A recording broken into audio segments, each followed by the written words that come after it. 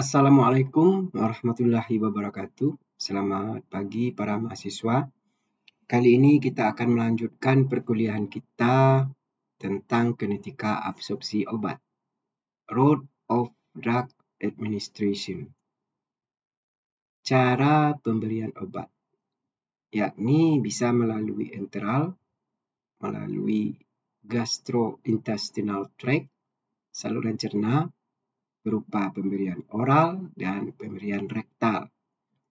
Kemudian sublingual di bawah lidah.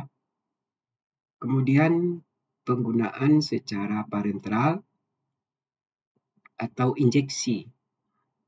Kemudian penggunaan secara topikal pada kulit. First pass metabolism.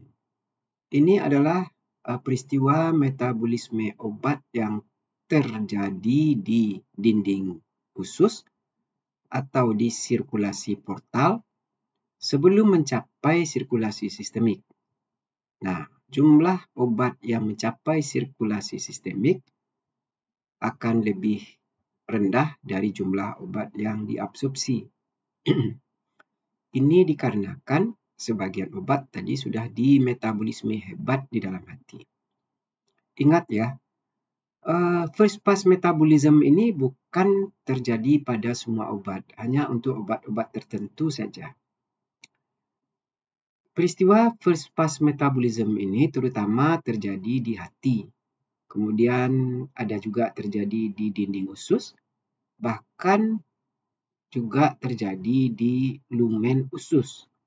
Karena di dalam lumen usus ini juga terdapat enzim-enzim yang dapat menguraikan atau membiotransformasi obat. Karakteristik obat yang mengikuti first pass metabolism ini yaitu rendahnya ketersediaan hati dan lama kerja obat yang lebih singkat. Untuk lebih jelasnya, first pass metabolism ini dapat Anda amati gambar berikut ini. Obat yang ada di dalam usus akan diserap masuk ke dinding usus, terus sampai ke vena porta, kita sebut vena porta hepatica, masuk ke dalam hati. Nah, di dalam hati inilah obat mengalami metabolisme hebat. Nah, sebagian obat yang dimetabolisme ini menjadi metabolit, kemudian keluar melalui saluran empedu, terus disekresikan ke dalam usus. Dan obat yang tidak termetabolisme dikirim ke jantung, dari jantung disebarkan ke seluruh tubuh. Absorpsi dan distribusi obat. Absorpsi obat meliputi perjalanan obat dari tempat dia digunakan ke dalam darah yang didistribusikan ke jaringan, ke tempat kerja obat. Obat-obat yang bekerja secara topikal, yakni obat-obat yang diberikan pada tempat kerjanya, dia pertama kali harus masuk ke dalam darah, kemudian didistribusikan ke tempat kerjanya. Tidak semua obat yang ada di dalam darah akan memberikan respon farmakologi. Untuk obat efektif bekerja, maka obat harus keluar dari ruang pembuluh darah dan masuk ke dalam rongga interseluler, celah interseluler, atau ke dalam sel, atau kedua-duanya. Kecepatan obat yang sampai ke tempat kerjanya bergantung kepada tidak hanya kepada kecepatan absorpsi, tetapi juga bergantung kepada kecepatan distribusi. Bagaimana obat terdisolusi? Bisa dijelaskan dengan menggunakan persamaan hukum Fick. yaitu DC per DT sama dengan D kali A kali K dikali dengan CS dikurang C dalam kurung dibagi dengan H. DC per DT adalah kecepatan obat terdisolusi pada waktu T. D adalah konstanta kecepatan difusi. Dari persamaan dapat kita lihat makin besar D, maka makin cepat obat terdisolusi. Kemudian A, luas permukaan partikel. Dari persamaan juga dapat kita lihat bahwasanya makin besar luas permukaan, maka makin cepat obat terdisolusi. Nah, kenapa? Karena dengan semakin besarnya luas permukaan, maka kemungkinan molekul air menabrak partikel akan lebih banyak sehingga disolusi lebih cepat. Nah, bagaimana hubungan pengecilan ukuran partikel dengan luas permukaan? Ya, semakin kecil ruang ukuran partikel dalam jumlah obat yang sama, maka luas permukaannya akan semakin besar. Ini dapat kita jelaskan misalnya suatu kubus ya, tentu mempunyai luas permukaan misalnya X. Kemudian kita potong 2, maka hasil potongannya itu luas permukaannya akan bertambah. Ya, dari luas permukaan asal ditambah dengan luas permukaan tempat di mana kubus kita potong. Jadi ada 2 permukaan tambahannya. Jadi semakin kecil ukuran partikel, maka makin besar luas permukaannya. Itu baru kita potong 2. Nah, bagaimana pula kalau partikel yang kasar kita gerus menjadi partikel yang halus? Tentu penambahan ruang luas permukaannya akan semakin besar. Kemudian K. K adalah koefisien partisi air lemak. Jadi berapa perbandingan jumlah obat yang larut ke dalam air dan berapa jumlah obat yang larut ke dalam minyak. Jadi perbandingannya inilah yang disebut dengan koefisien partisi. Biasanya percobaannya dilakukan dengan menggunakan air dan oktanol sebagai minyak. Nah, ke dalam campuran air dan oktanol ini kita masukkan obat yang akan kita ujikan. Ya, kemudian kita kocok kuat sampai larut sempurna dan dibiarkan setimbang. Kalau sudah terjadi kesetimbangan, maka contoh air kita ambil dan dianalisis, contoh minyak kita ambil dan dianalisis, maka kita tahu berapa jumlah atau kadar obat yang masuk ke dalam air dan berapa jumlah atau kadar obat yang masuk ke dalam minyak. Nah, perbandingannya inilah yang disebut dengan koefisien partisi. Kemudian nilai CS dan C. Semakin besar perbedaan CS dengan C, maka kecepatan disolusi makin cepat. Iya. Dari persamaan dapat kita lihat, makin besar hasil pengurangan CS dengan C, maka disolusi makin cepat. CS itu adalah konsentrasi obat pada lapisan difusi. Dan C itu adalah konsentrasi obat pada medium, pada larutan, pada bulk solvent di sekelilingnya. Nah, kapan proses disolusi akan berhenti? Bila CS dengan C, ya perhatikan ya, CS dengan C nilainya sudah sama. Kalau sudah sama tentu hasilnya 0. Kalau 0 semua perkalian di sebelah kanan ini tentu nilainya 0. Artinya disolusi sudah berhenti. Ya, CS itu adalah konsentrasi obat pada stagnan lahir adalah konsentrasi obat jenuh. Ya, ini sama dengan kelarutan obat. Nah, kalau di dalam mediumnya sudah jenuh, nah berarti disolusi tidak terjadi lagi. Maka akan ada sisa partikel obat di dalam campuran. Kemudian dibagi dengan H. Tebal lapisan difusi. Di makin besar H, tentu saja kecepatan disolusi makin lambat. Kalau makin kecil H, maka kecepatan disolusi makin cepat. Jadi makin tebal lapisan difusi, maka disolusinya semakin lambat. Permeabilitas. Permeabilitas suatu membran terhadap suatu obat bergantung kepada sifat fisikokimia obat. Ya, obat-obat yang larut lemak, ya, itu akan mudah melintasi membran yang lipofil. Ya, jadi obat-obat yang larut lemak akan mudah melintasi membran yang lipofil. Kemudian ukuran molekul, ya, berat molekul, ukuran molekul itu penting pada rute absorpsi obat melalui mekanisme paraselular dan juga penting pada ikatan obat dengan protein plasma. Makromolekul seperti protein tidak bisa melewati membran sel atau sangat-sangat susah melewati membran sel. Nah, karena itulah obat yang sudah terikat dengan protein juga akan susah melintasi membran sel. Membran sel yang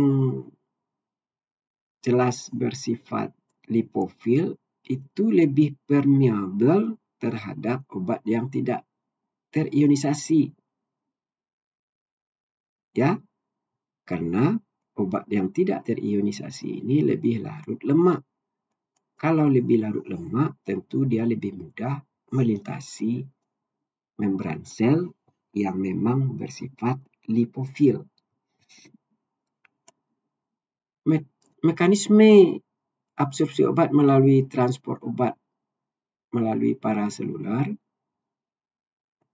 pengangkutan obat dari satu tempat ke tempat lainnya di dalam tubuh, yaitu pada umumnya melalui membran secara difusi. Dan proses ini terjadi secara pasif, ya, karena tidak memerlukan energi untuk memindahkan obat dari satu tempat ke tempat lainnya. Dia hanya berdasarkan kepada konsentrasi yang tinggi dari obat. Jadi obat akan berpindah dari konsentrasi yang tinggi ke dalam konsentrasi yang rendah. Nah, mekanisme absorpsi obat melalui paraselular ini dapat kita lihat pada gambar di sebelah kiri bawah ini. Bahwasanya ada molekul obat yang besar yang kuning itu bisa melewati paraselular, celah antara sel. Jadi ini adalah permukaan sel usus, ya. Yang kecil-kecil itu adalah vili dan mikrofili, sedangkan celah antara sel itu merupakan jalur untuk obat masuk ke dalam sel, terus ke aliran darah dari lumen usus melalui celah paraselular itu. Jadi di antara sel-sel inilah obat-obat ini berdifusi. Simulasi absorpsi obat dengan metode disolusi. Ya. Uji disolusi in vitro mengukur kecepatan dan jumlah obat yang terdisolusi dari suatu bentuk sediaan di dalam medium air. Bila obat atau senyawa aktif diberikan secara oral, dia harus terlarut dulu di dalam cairan gastrointestinal, di dalam cairan saluran cerna, ya, sebelum ia kemudian dapat melintasi membran saluran cerna untuk mencapai sirkulasi sistemik. Dengan demikian, suatu obat yang kelarutannya jelek di dalam air akan memperlihatkan kecepatan absorpsi yang terbatas bersamaan dengan kecepatan disolusi yang lambat. Jadi makin lambat disolusi, maka absorpsi makin lambat, dan makin cepat disolusi, maka absorpsi juga akan semakin cepat. Faktor-faktor fisiologi yang berhubungan dengan absorpsi obat. Ya, untuk penjelasan ini silakan Anda perhatikan gambar berikut. Obat yang masuk ke dalam lambung, ya, di dalam lambung dapat diserap, ya, dalam jumlah yang tidak terlalu banyak. Untuk obat-obat asam lemah di dalam lambung, dia akan banyak dalam bentuk molekul. Karena itu, dia akan lebih mudah diserap di lambung. Ya, mudah diserap. Tapi yang diserap itu jumlahnya sedikit. Karena luas permukaan lambung ini kecil dibandingkan usus. Sedangkan obat-obat yang dalam bentuk basa lemah, misalnya, di dalam lambung dia akan membentuk garam. Ya, ingat ya, waktu kita SMA dulu, asam tambah basa, garam tambah air. Atau basa tambah asam, garam tambah air. Jadi obat-obat yang bersifat basa akan bereaksi dengan asam di lambung membentuk garam. Kalau sudah membentuk garam, tentu dia akan mudah larut dan mudah terionisasi. Obat yang terionisasi itu susah melewati membran sel. Kemudian obat masuk ke dalam duodenum, ya, yang pH-nya mulai netral, terus ke jejunum dan terus ke ileum, yang secara garis besarnya di dalam usus halus ini pH-nya lebih basa, ya, mulai dari netral sampai sedikit basa. Nah, untuk obat-obat yang bersifat asam di dalam usus ini akan bertemu dengan basa, akan membentuk garam, akan mudah larut dan mudah terionisasi. Dia susah diserap di dalam usus. Namun, kenapa obat tetap terutama diserap di usus? Karena luas permukaan usus ini sangat-sangat besar. 600 kali lebih besar daripada luas permukaan lambung. Ya, sehingga walaupun obat asam lemah di dalam usus yang basah, walaupun terionisasi, akhirnya dia tetap diserap banyak di usus. Sedangkan untuk obat basa lemah berada dalam usus, dia akan dalam bentuk molekul, dia akan lebih mudah diserap, dan jumlah yang diserap juga besar karena luas permukaan usus sangat besar. Nah, obat kemudian terus ke kolon, ya. Dari kolon terus ke rektum, terus ke anal. Nah, di bagian-bagian ini juga terjadi absorpsi obat. Hanya yang dekat ke rektum, obat-obat yang diabsorpsi di dinding usus di kolon itu, ya, kemungkinannya lebih banyak masuk langsung ke vena dan terus ke jantung. Sedangkan yang di atasnya itu venanya masuk ke vena porta hepatica, masuk ke hati. Jadi hati-hati ya, ada obat yang terus ke jantung di rektum dan di atasnya usus halus, obat lebih banyak masuk ke dalam hati. Absorpsi obat dihubungkan dengan cara pemberian. Pada pemberian oral, obat sudah mulai diabsorpsi. Ya, sedikit di dalam rongga mulut bisa terjadi absorpsi obat. Sampai nanti masuk ke dalam usus, ya. Di di dalam usus kecil obat paling banyak diserap. Sedangkan di lambung juga ada diserap tetapi tidak banyak. Nah, kebanyakan obat memang diberikan secara oral, ya.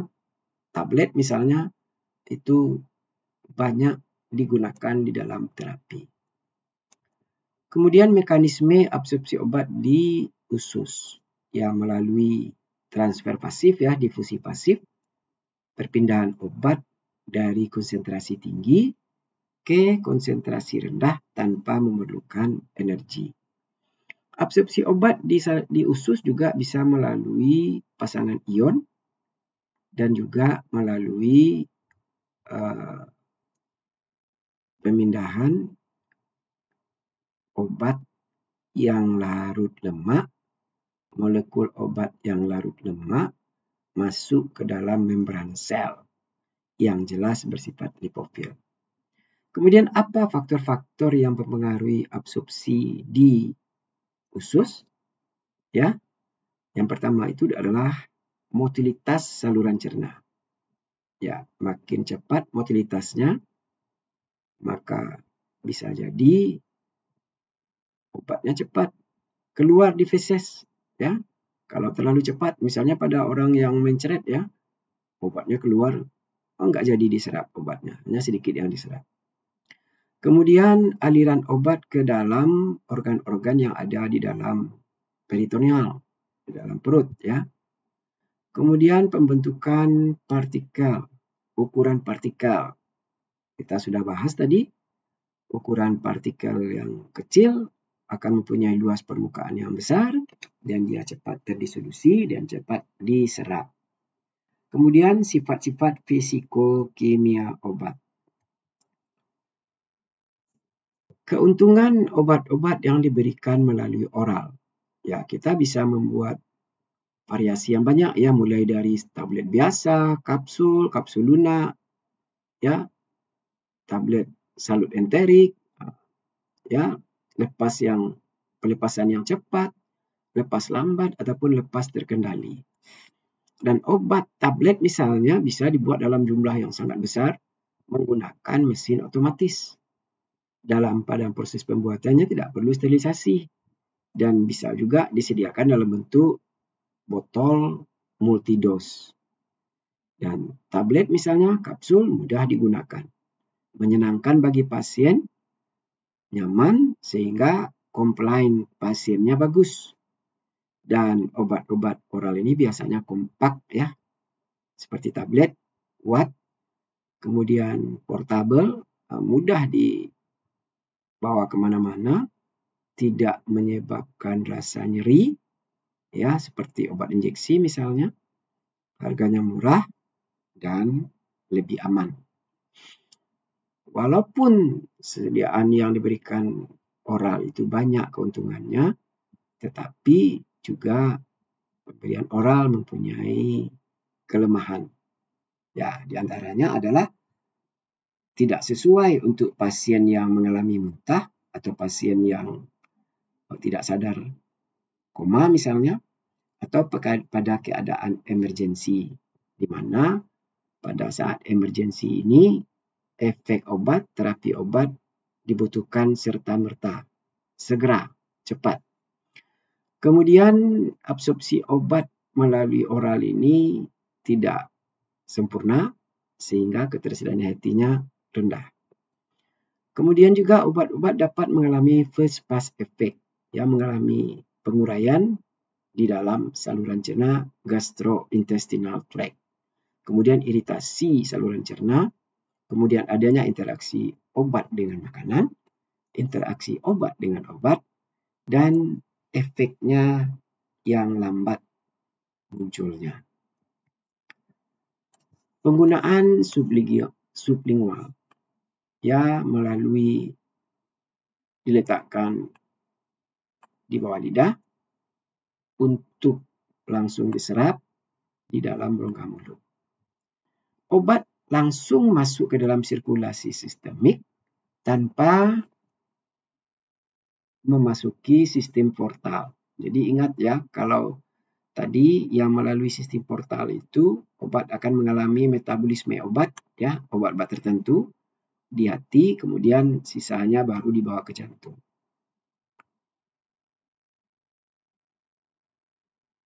Pemberian ataupun bentuk sediaan sublingual ini lebih bermanfaat ya dalam kondisi misalnya obat tidak stabil di dalam cairan gastrik dengan pH tertentu, kemudian obat-obat yang dimetabolisme dengan cepat oleh hati, ya seperti tadi yang mengalami first pass metabolism. Kemudian apabila dibutuhkan respon terapi obat yang cepat, yang segera, yang misalnya ISDN, isosorbit dinitrat, sublingual, dan glyceryl trinitrat tablet sublingual, obat langsung masuk diserap di pembuluh vena di bawah lidah, langsung dibawa ke jantung, dan di jantung obat langsung bekerja. Jadi sangat efektif untuk pengobatan serangan jantung angina pectoris. Efek makanan terhadap absorpsi obat. Ya, pada umumnya akan mengurangi absorpsi ya. Nah, karena itu pemberian obat sebaiknya memang pada waktu lambung kosong. Contohnya juga penurunan absorpsi ciprofloxacin karena digunakan diminum bersama susu. Ya, yang banyak kalsium. Kalsium merupakan logam berat, membentuk kompleks kelat dengan ciprofloxacin yang tidak diserap, sehingga kadarnya di dalam darah lebih rendah dan efeknya tentu berkurang. Ya, akibat lainnya juga mungkin terjadi resistensi. Kemudian ada pula makanan yang dapat meningkatkan absorpsi obat. Ya, misalnya griseofulvin. Ya, apabila digunakan bersama makanan, terutama makanan yang mengandung lemak, maka absorpsinya akan lebih cepat dan meningkat. Kemudian konsentrasi obat di dalam plasma dengan waktu. Ya. Absorpsi kinetik. Kinetika absorpsi obat ya sama untuk absorpsi ini pada umumnya mengikuti kinetika orde 1 ya. Dan sedikit yang mengikuti kinetika orde 0 dan sangat sedikit yang mengikuti kinetika orde 2. Ya. Kemudian pada gambar ini bisa kita lihat pada waktu obat mulai diserap ya pada fase absorpsi obat mulai diserap sampai mencapai kadar maksimum yang kita sebut dengan Cmax. Ya, kemudian turun lagi kadar obatnya sampai di bawah MEC dia, di bawah minimum effective concentration. Jadi garis yang di dalam grafik ini yang di bawah itu adalah garis minimum effective concentration. Sedangkan garis yang di atas adalah minimum toxicity concentration. Atau ada juga menyebut dengan maksimum safe concentration. Jadi di atas itu adalah kadar toksik. Ya. Jarak antara minimum effective concentration MEC ya. Minimum effective concentration MEC. Kalau untuk obat-obat antibiotik, antibakteri, antivirus, antikanker, MEC menjadi MIC. MEC menjadi MIC. MEC minimum effective concentration. MIC minimum inhibitory concentration. Kemudian di atasnya ada minimum effective concentration, di atasnya ada minimum toxicity concentration. Nah, jarak antara minimum effective concentration dan minimum toxicity concentration ini disebut dengan therapeutic window. Ya, therapeutic window. Nah, jarak antara garis minimum effective concentration ini, perhatikan ya, garis minimum effective concentration ini dengan titik Cmax ya, dengan titik Cmax itu disebut dengan intensitas efek ya. Intensitas efek. Kemudian perpotongan garis minimum effective concentration dengan kurva obat yang ada di dalam darah yang sebelah kiri ya, itu adalah onset of action, awal kerja obat. Di perpotongan garis minimum effective concentration dengan kurva obat pada fase absorpsi itu disebut dengan onset of action, awal kerja obat. Nah, obat akan terus memberikan efek sampai konsentrasinya di bawah minimum effective concentration, di bawah MEC atau MIC. Nah, jarak antara onset of action sampai dengan akhirnya obat tidak memberikan efek terapi lagi, itu disebut dengan duration of effect. Duration of effect. Ya, artinya lama kerja obat. Waktu untuk mencapai konsentrasi maksimum Cmax ya. Cmax itu, Cmax itu buat garis lurus ke bawah, ketemu nanti perpotongan dengan sumbu X, itu adalah Tmax. Jadi waktu di mana obat mencapai konsentrasi maksimum. Kinetika order obat di dalam tubuh ya. Ya, sama dengan kinetika order reaksi kimia ya. Ada zero order reaction. Kalau di farmakokinetik ya kinetika order 0. Ya. Kinetika order 0 ini kecepatan obat dikeluarkan atau diabsorpsi itu mengikuti kinetika order 0. Order 0 berarti tidak dipengaruhi oleh konsentrasi obat. Ya. Untuk kinetika order 0 tidak dipengaruhi oleh konsentrasi obat. Ini jarang terjadi, ya. Yang sering terjadi itu adalah kinetika order 1. Ya. Kecepatan reaksi atau kecepatan obat diabsorpsi atau kecepatan misalnya obat diekskresi itu dipengaruhi oleh konsentrasi obat. Ya. Dipengaruhi oleh konsentrasi obat. Nah, ini yang paling banyak terjadi. Jadi kalau tidak dikatakan lain, kinetika reaksi kinetika obat di dalam tubuh itu adalah mengikuti kinetika order 1. Ya, dipengaruhi oleh konsentrasi. Sedangkan kinetika order 2, kecepatan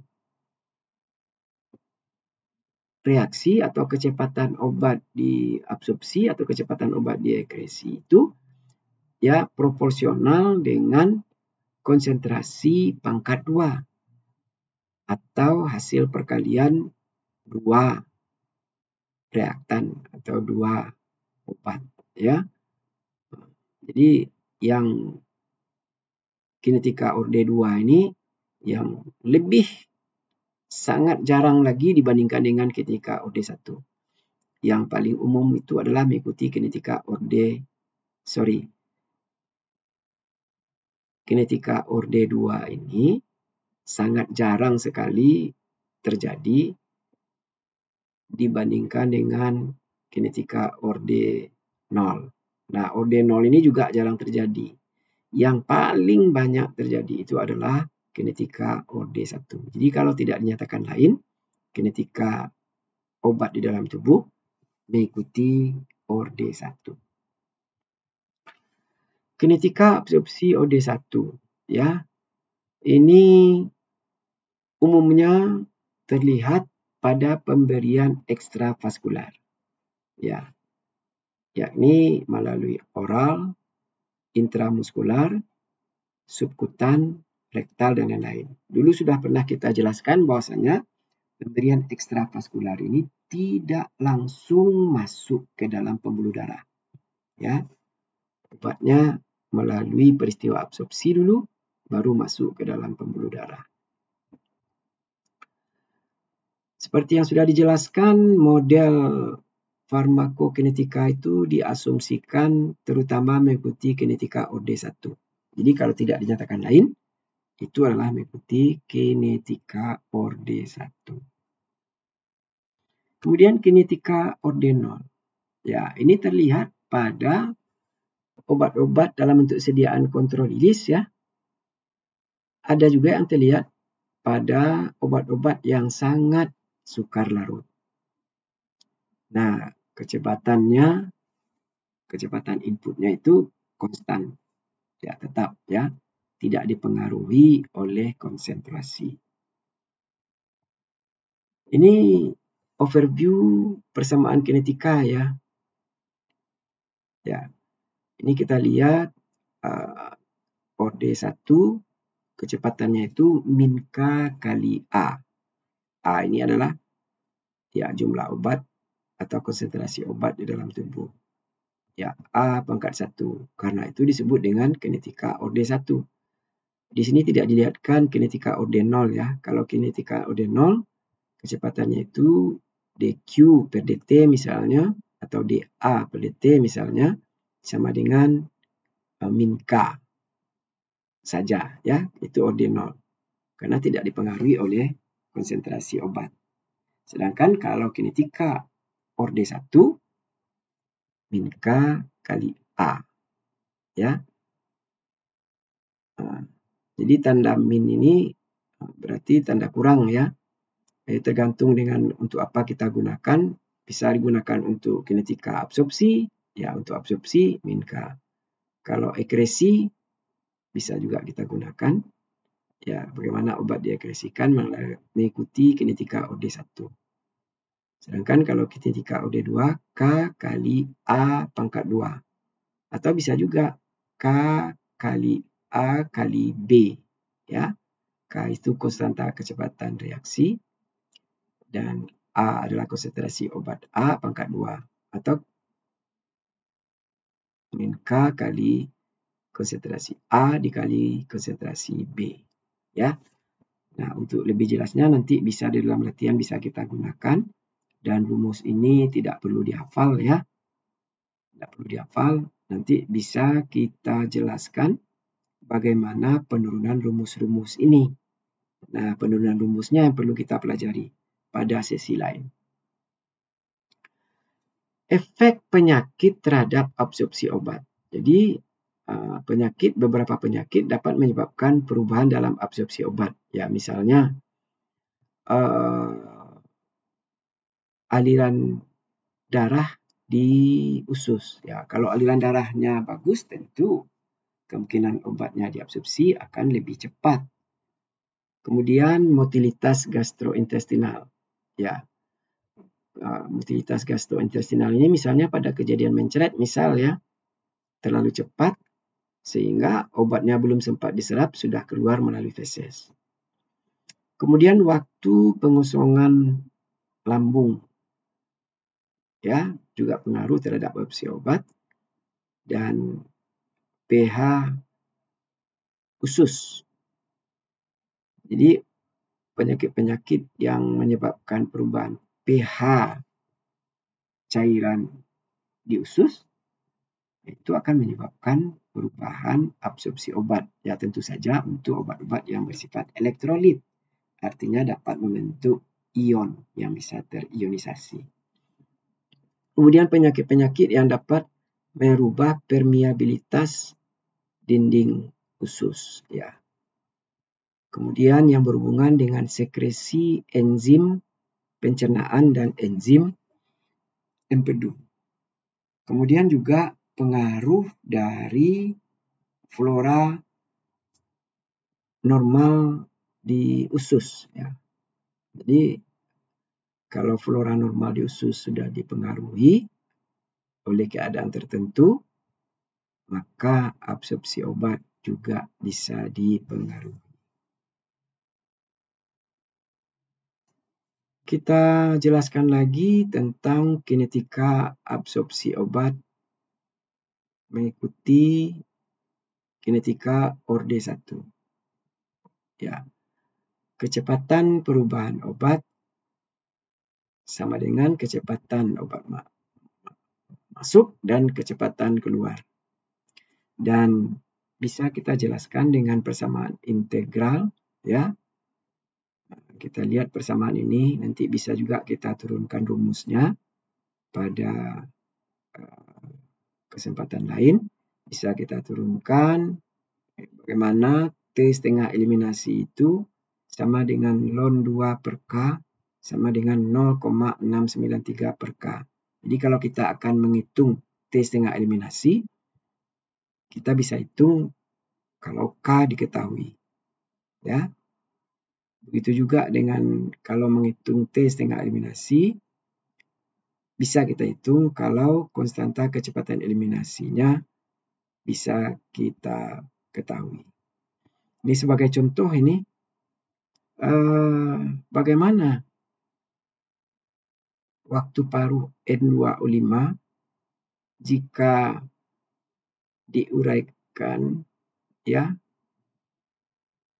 dengan konstanta kecepatan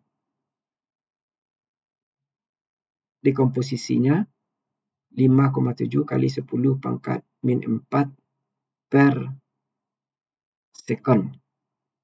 Ya, per detik. Di T setengahnya sama dengan ln 2 per K sama dengan 0,693 per 5,7 kali 10 pangkat min 4 per detik. Hasilnya 1200 detik setara dengan 20 menit. Ya, ini penggunaan rumus untuk menghitung K konstanta kecepatan eliminasi dan T setengah eliminasi. Demikianlah perkuliahan kita pada bagian kedua ini. Selamat belajar, ya, mudah-mudahan sukses. Selamat siang. Assalamualaikum warahmatullahi wabarakatuh.